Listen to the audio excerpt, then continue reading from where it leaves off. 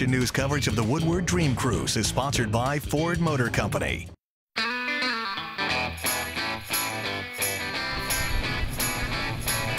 looking high above from Chopper 7. Look at all of those classic beauties lined up for the Woodward Dream Cruise, the 24th annual. Hard to believe, huh? Yeah, it's a beautiful stretch of Bloomfield Hills, Woodward Avenue. You can see all the cars there lined up, obviously at a light, waiting for their turn to continue on in the journey as we go up and down Woodward Avenue on this 24th Woodward Dream Cruise. Right now, we want you to take a look at some of the gems hidden in the hills.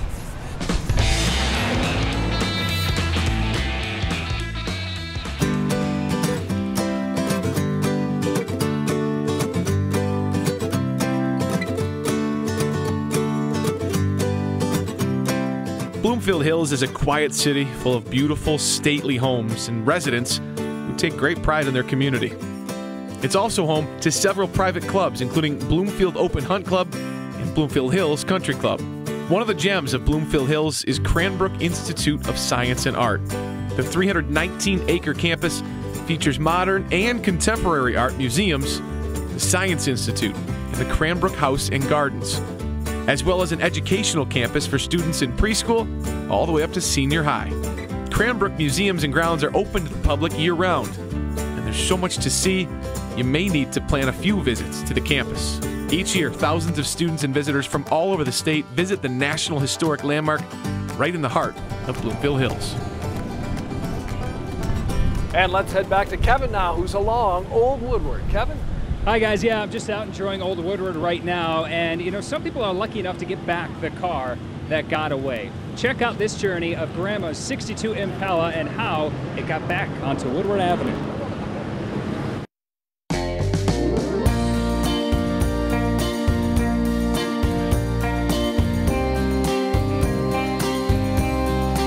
Grandpa bought the car for her, and it was her car. It was a 283 at the time. It wasn't a super fast car, but it was a little sporty, you know, had the sport options on it. You knew it was an important part of her, and she loved it. She loved white cars with red interior. That was her thing. If you did get the rare opportunity to ride in it, I remembered you had to be very still and not to touch anything or mess anything up.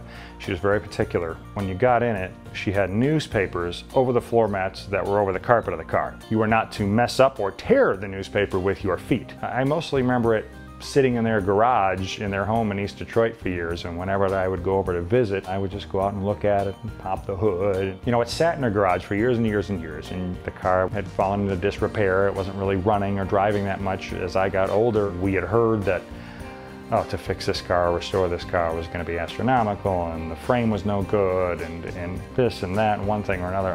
I guess the decision was made to part ways with the car. Mickey York shared pictures taken the day his grandma said goodbye to her beloved Impala. She's hugging it and she's kissing it, and yeah, it was tough. Grandma's Impala left the York family for more than a decade. After she passed away, I just kept having this recurring thought that I really want to find that car. I want to track that car down.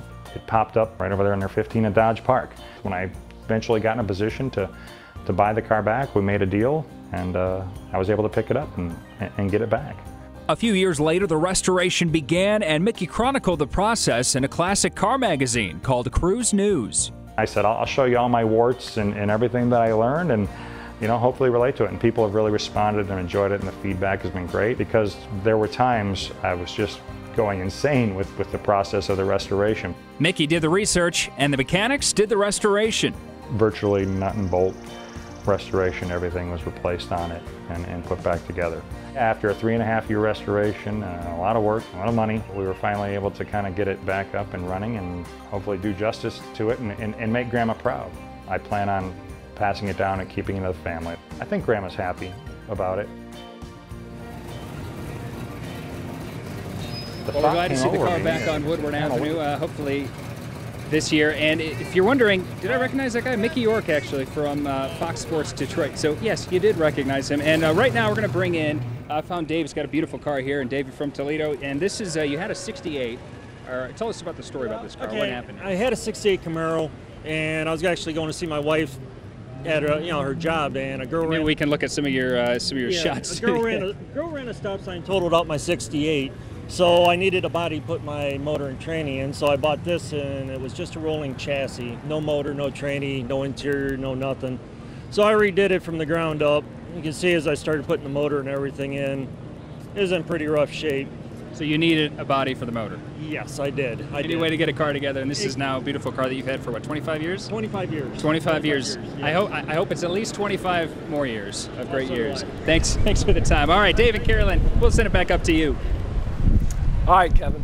You know, Kevin mentioned Cruise News Magazine, and I gotta tell you, they put out one of the signature souvenirs of the Dream Cruise. You can find people up and down the avenue jockeying for one of these. This is the magazine, and Davey Lee, what do you have in your hand there? Yeah, a placard that people also display proudly, and they keep them year after year as part of Dream Cruise memorabilia. So Dan DeCoster of Cruise News Magazine says he makes thousands of these for each cruise. So if you see one, you want to grab one as a memento of this wonderful day on Woodward Avenue. And you know, the cruise is a fun thing. You can see all of these beautiful classic beauties and everything. It makes us shine across the country, across the world, but it pumps a lot of money into our economy as well. So this is a good thing for our community, a good thing for Michigan. Let's head back on out to Woodward now. Dave, what are you seeing out there? And thank you for delivering this beautiful weather for us. It is fantastic, absolutely. Look at this gorgeous Corvette behind us now. Gold for their golden years. They are having fun. And then over here we got the whole family. This is a 32 Ford. Got the engine open up, and look what's in the back seat. We found a little fun. How you doing? You having fun? Yeah, awesome. Love your shades. And we need them. The weather is nice out here. Up and down Woodward's fantastic. We got a great crowd going over here. We still got room for you if you want to come out, but this is fantastic. We'll keep giving you all the greatest cars right in the middle of the avenue. Dream Cruise on a Saturday afternoon, just like it used to be. Let's go back to Carolyn and Dave. We love it. Hard to believe that 1 million people come to see the Woodward Dream Cruise on America's very first highway. And year after year, they come back because it's such a great time. Bigger and better. Birmingham's a great spot on the Woodward Dream Cruise. You're looking at the Dairy Mat just up the road from where we are, home to the famous Creamsicle Cone. Looks like the classic cars are packing the parking lot. The ice cream shop is just one of the many places to stop in Birmingham. Take a look.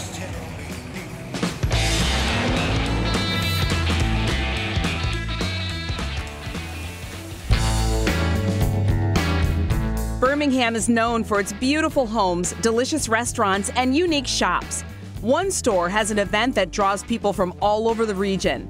Pastiner's AutoZone on Woodward Avenue hosts a car and coffee show every Saturday morning all year long. I try to get here a couple times a month, and there's always an eclectic turnout of cars. It's great because you see all kinds of classics as well as modern cars like this.